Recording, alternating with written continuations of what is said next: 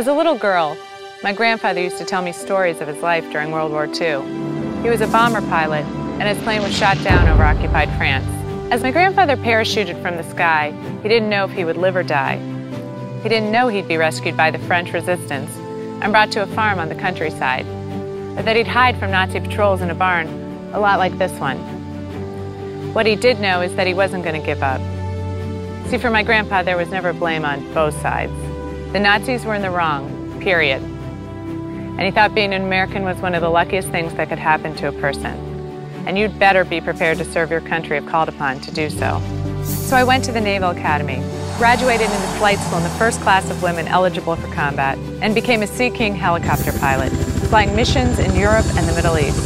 When I left the Navy, I wanted to keep serving, so I got my law degree and went to work at the U.S. Attorney's Office. I helped bring a lot of criminals to justice, but I'm most proud of my work developing programs to help people get a second chance and to stop crime before it happens.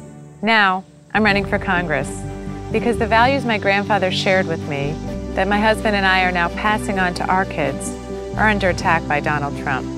We want our kids to respect one another, to dream big, and to know they have a place in America no matter who they are or where they're from.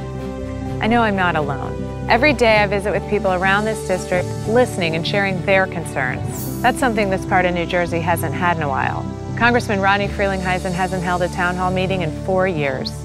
Rodney has forgotten the people he was elected to serve. Instead of protecting us, he's voting 98% of the time with President Trump.